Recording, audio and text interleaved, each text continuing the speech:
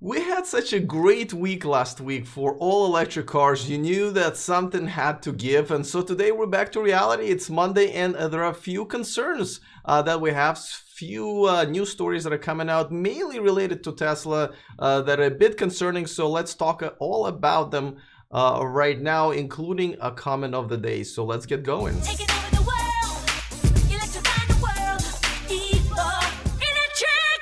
All right, so let's talk about Tesla Model 3 production, which has been kind of in the news in a good way, because there are a lot of signs that everything's been going on pretty well for them. They've been produced. I mean, I've been seeing a lot of Model 3s around here every other day. I think I see one in a while.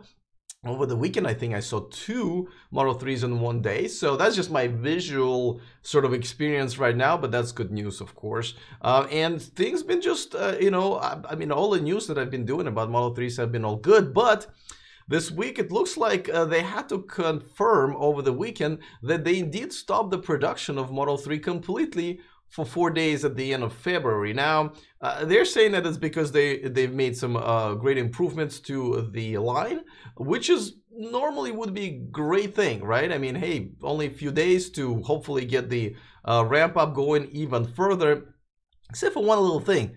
They never said anything until somebody reported it, and they had to confirm. And again, you know, they've done this before to us, where we kind of find out about stuff that normally would be like, okay, that makes sense, no big deal. But instead, it almost feels like they were trying to hide it, right? So again, if I was Tesla, I would be like, hey guys, great news. We're gonna stop the production for 4 days so we can make these cars faster. And everyone's like, oh, great news, awesome, of course. But once again, they're dropping the ball on this one. So, and of course that made people dig into their numbers and see how many VINs they're registering. That still, it looks like it's about 1,000 a week, which is great, by the way. 1,000 a week of these cars produced and sold is great. It's, you know, now it's 4,000 a month. That's more than any other car. That means that their sales are growing. But nevertheless, it is something that I wish they would have told us ahead of time, because that would just make sense. That would make it look like, you know, it's all right. We're doing what we're supposed to do. So unfortunately, that's something that they didn't. All right, guys, there are a couple other stories that we need to kind of talk about that are not as good either. But let me remind you that this show and this channel is sponsored by Evanex, the aftermarket accessories for Tesla. If you're thinking about getting something there, go ahead and go to the description of this video, because they provided a discount coupon code. I don't like calling it a coupon code, discount code, just specifically for our community, so you can save a few bucks while you're shopping there. All right, so here's another news that kind of broke over the weekend. Again, no announcement made, but Tesla decided to increase the supercharging rate pretty much across the United States. Now, if it was for, you know, 1 or 2 cents per kilowatt hour, it would have been okay. But the thing is, like, it in some states it doubled. In I believe in Washington it more than doubled. Here in California we went from 20 cents to 26 cents. You know, all of this is significant. And again, if they would have come out and say, hey, listen, we are just trying to make sure that we're keeping up with the energy rates, and we're ramping up our, you know, power packs and solar panels in the locations, and we're planning to disconnect these superchargers from the grid at some point, I'll be like, oh, cool, makes sense, of course, no problem, you know, go for it, guys, you know, what are you bothering us for? Well, that's not what they did. They kind of did it kind of harsh, and people kind of found out, and we don't really know why. It's still way cheaper than, of course, gas. So that's good, but at the same time, the questions are why? Because the energy, you know, the energy prices didn't really go by that much. I mean, I can definitely confirm here in California, we didn't have a rate increase that would be that significant. Yeah, Dan in the chat room says that in Washington it went up 127%. I think it went from what, 11 cents to 26 cents. Yeah.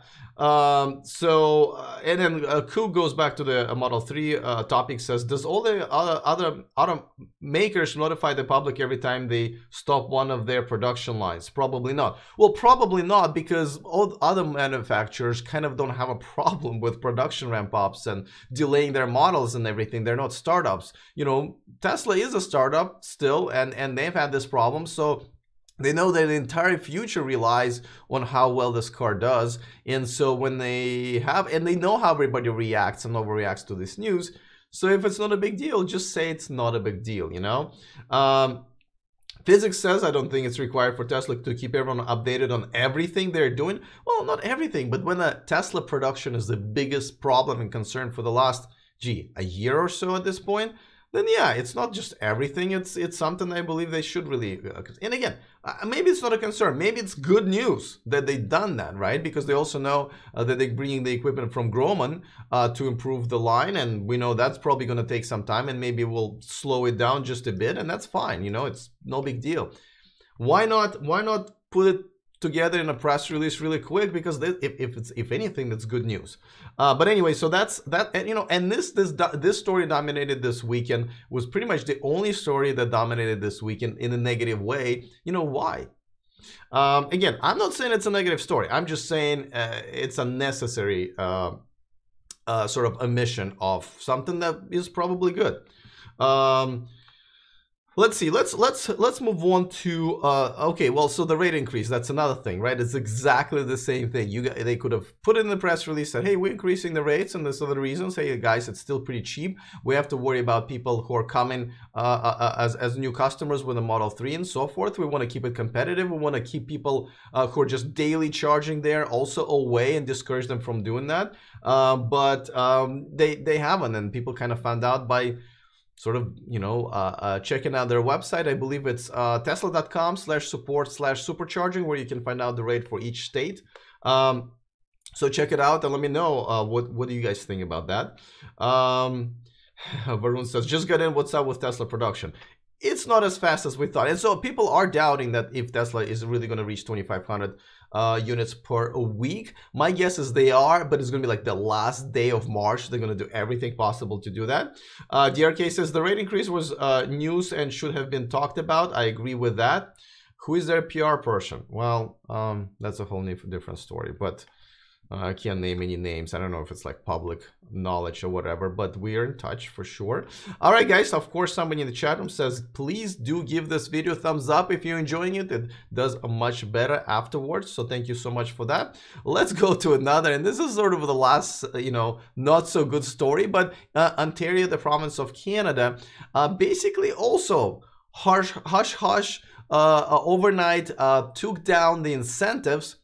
And they had pretty generous incentives. I think it could go all the way up to 14,000 Canadian dollars, which is pretty good. They basically eliminated any car over $75,000, I believe. So basically all Teslas have been taken off that list. Now the Model 3 will still make it, at least most of the versions of Model 3 will make it, but Model S and Model X will not. Now, a year ago, they had a cap on it as well, and I think if your car was 75 to 100,000, you would still qualify for 3,000 Canadian dollar credit, and then they removed the cap, and now they put a cap again, and there's nothing that you're getting. So this could be a pretty big hit to Model S and Model X sales in Ontario, but at the same time, it would be interesting to see, hey, can they now fly? Can they really, does it really matter if people are getting the incentive or they're buying this car because it's a good car, best car ever, and it's worth the price that they're charging? So let me know, guys, if you think it's going to be a hit. Would it make a difference to you? Technocado says all Teslas must be solar at solar rates, provided there is a room for a solar roof on each spot. Yes, I mean, don't forget, they still have to put up the roof, but it's just not enough. Those solar batteries are not going to provide enough energy for like 6 stalls that are, you know, kicking butt at what, 145 kilowatt. It's not enough. They probably will have some solar farm that they will kind of mine the no pun intended there, the energy from, and then store it in the battery packs. That would make sense. So maybe buy green energy from somewhere else, from some other energy company. So that's a possibility, but it's just not going to be enough space for the solar roof there to do its job with solar panels. By the way, guys, I've upgraded my Patreon page. Thank you so much for all of your support. Yesterday I got a lot of super chats and I really appreciate it, but I also wanted to restructure my Patreon so it's a little bit more clear. So $1, $3, or $5 if you want to support the show. And yes, for $1 you get my gratitude, and if we ever meet in person you'll get a hug. And so hopefully that's but thank you for everyone's support. I really do appreciate it. We are growing there as well. Okay, let's move on to my favorite part of the show, which is a comment of the day. And I love the comment of the day here, because it's just let me go back and yeah, because it's just so let me just read it. So it comes from Samir Al-Badani.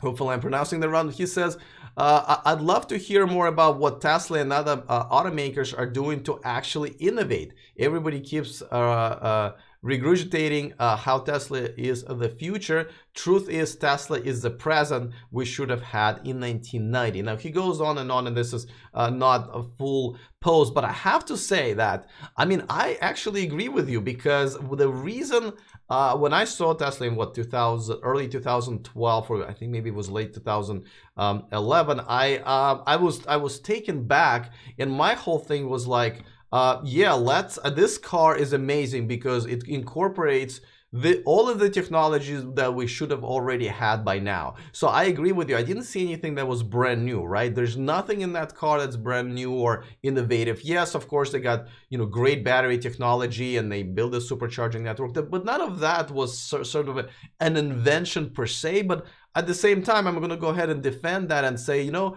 innovation is not always means that we're inventing a new thing. Sometimes it's taking the existing things and putting it together and arranging it and using it in a new way. So for example, if you take Uber, right? There's nothing innovating in Uber's technology per se.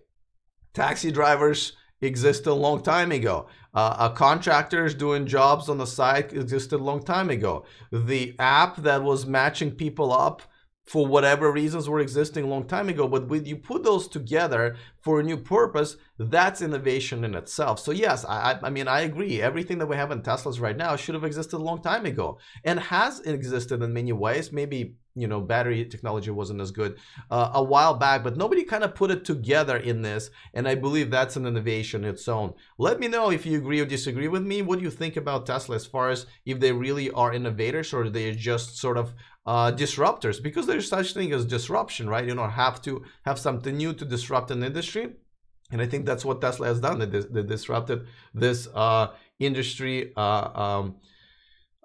many times, and many other industries again. That's a weird message of the day, says Physics. Back in 1990, what tablet did we have back then? What autopilot we had back then? And so forth.